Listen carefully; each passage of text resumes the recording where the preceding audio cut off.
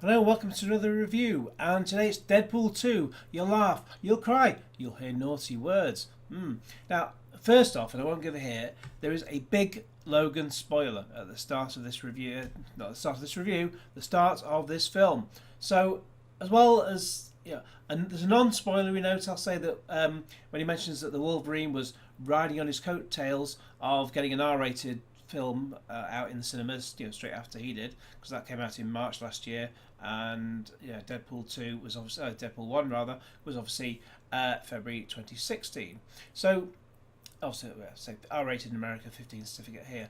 But either way, if you haven't seen Logan and you're planning to do so, do watch that first. I can't say that any clearer than that. Now Wade explains in a voiceover earlier on that this is a family film. It is. Who knew? And every family film starts with a violent murder.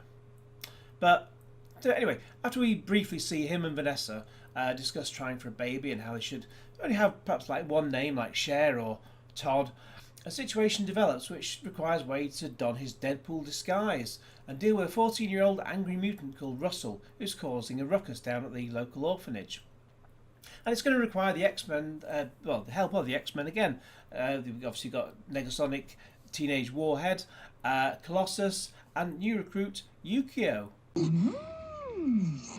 This film is actually so bloody good that as we reached the 30-minute mark and Cable's story was only just beginning, there was so much going on that I didn't realise he hadn't even just turned up by that point.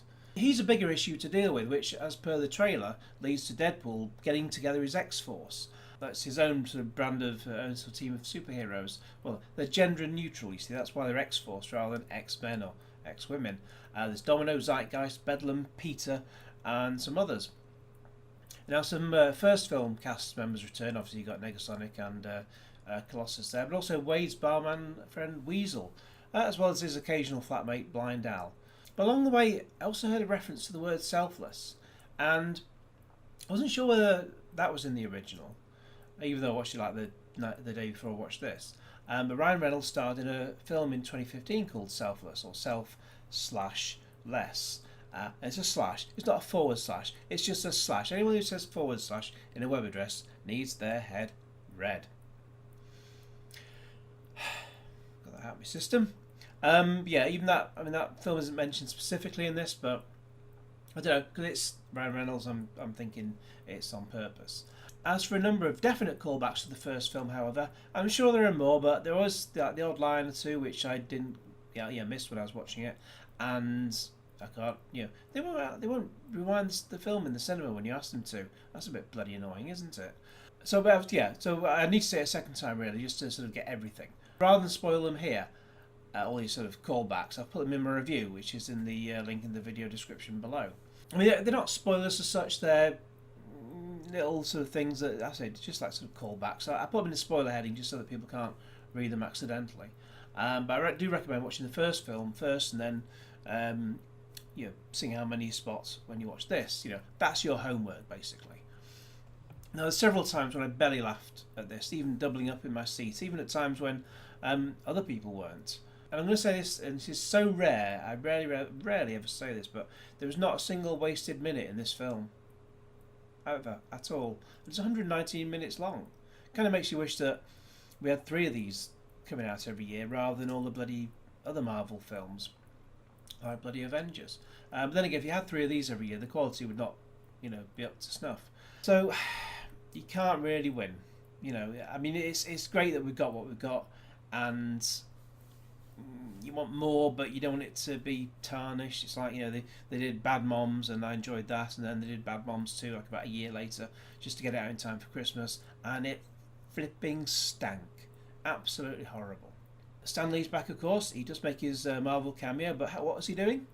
Well, again, that's in my review. You have to click on that and have a look in there. Now, with this film, there's so many elements to all the trailers, because there's so many teasers and trailers and whatnot. So I was hoping I hadn't seen it all already, because that's what tends to happen with a lot of these films, when a lot of it's in the trailer. But quite honestly, that's just the tip of the iceberg as to what's in there. Now to those, there's one or two things I saw that didn't make it into the movie, a few things which were in the film, and a few which were like sort of alternate takes of what's in the film. So say even if you have seen all those trailers, go see the film and then watch those trailers again, and then you'll spot the differences.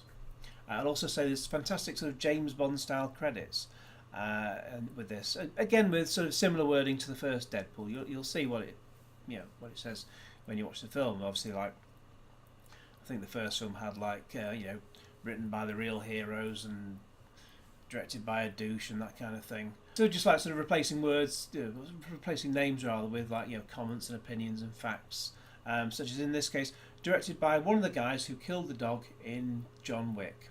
Since the director is David Leitch, who knows? David Leitch, anyway, let's call him. He also brought us Atomic Blonde, but yeah, him and another guy were one of the directors of John Wick. Him and the other guy, they were both technically producers and directors, but because it looks a bit odd when you're trying to both be directing and both be producing, and it kind of puts people off.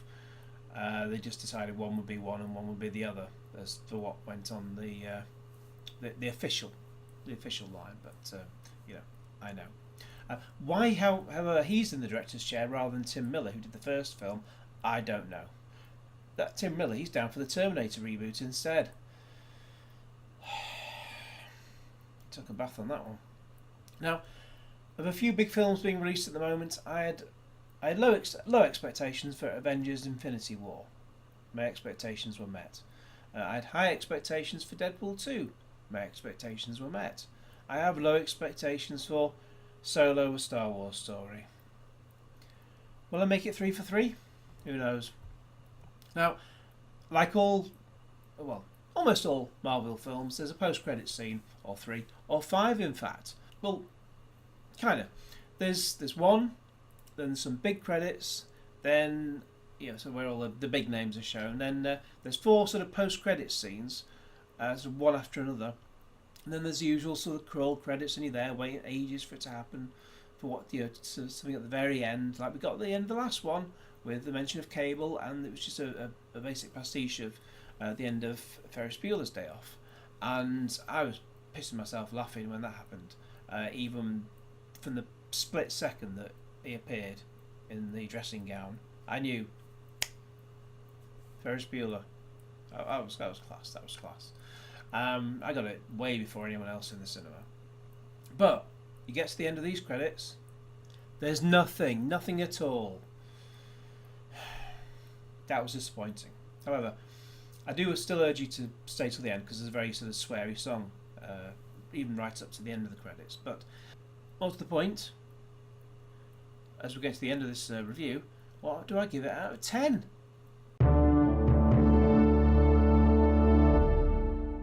And I forgot to say this before, but if you want to know what is in all the post-credit scenes, again, check the review, you'll see it all in there. But whatever happens, whether you do or not, I'm sure you will because you're ace, please like this video and share it with your friends, and subscribe if you haven't already, and cue Genesis.